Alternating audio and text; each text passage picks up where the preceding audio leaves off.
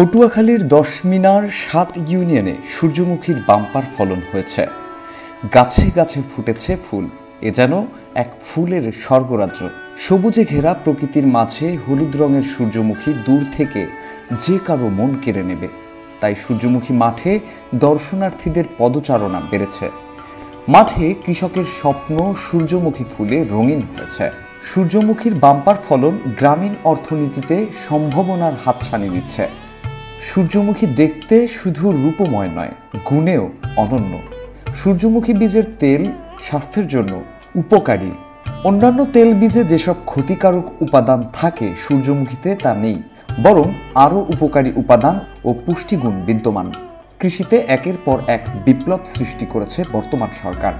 এরই ধারাবাহিকতায় কৃষিতে সাফল্যের অঙ্গীকার হিসেবে সূর্যমুখী চাষে নতুন স্বপ্ন দেখছে এই উপজেলার কৃষকরা। আর্থিকভাবে লাভবানের হাতছানি দিয়েছে কৃষকদের কাছে সূর্যমুখী চাষে কম খরচে বেশি লাভ। ফলন ভালো হলে অন্যান্য আবাদের চেয়ে সূর্যমুখী অনেক লাভজনক। সূর্যমুখী ফুলের বীজ থেকে সহজে উন্নত মানের তেল ও খৈল উৎপাদন হয়। পাশাপাশি পুষ্টিকর সবজি হিসেবেও সূর্যমুখী জনপ্রিয়। সেই সাথে জ্বালানির চাহিদা পূরণেও ভূমিকা আছে। সূর্যমুখী বীজ রোপণের ৪ মাসের মধ্যে কৃষকেরা ফুল থেকে বীজ ঘরে তুলতে পারেন। প্রতি হেক্টরে ১.৮ টন বীজ পাওয়া যায়। কৃষক এবার ২৬০০ টাকা দরে বীজ বিক্রি করতে পারবে। ১৮০% সূর্যমুখী চাষ করছে। গতবার চাষ করছি, গতবার থেকে এবার ফসলটা ভালো দেখা যায়।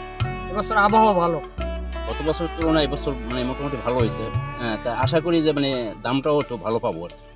আমি ব্যবসা করি, ব্যবসার পাশাপাশি আপনার এই সূর্যমুখীর ফুল চাষ করছি। এতে উৎপন্ন ভালো হয়েছে। উপজেলার কৃষি অফিস সূত্র মতে উপজেলার ৭টি ইউনিয়নে ৬০ হেক্টর জমিতে সূর্যমুখী চাষ হয়েছে এবার, যা গত বছরের তুলনায় ১.৫ গুণ বেশি। দশমিনা উপজেলা কৃষি কর্মকর্তা আবু জাফর আহমেদ জানিয়েছেন, গত বছরের তুলনায় চলতি বছর ব্যাপক সূর্যমুখী চাষ হয়েছে এই উপজেলায়। কৃষকদের ভিতরে দিন দিন সূর্যমুখী চাষে আগ্রহ বেড়ে যাচ্ছে। কারণ হিসেবে একটাই হলো, তারা গত বছর ভালো দাম পেয়েছে।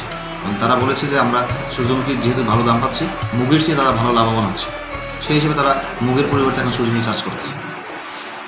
সূর্যমুখীর প্রতি কেজি বীজ থেকে আধা লিটার তেল উৎপাদন সম্ভব।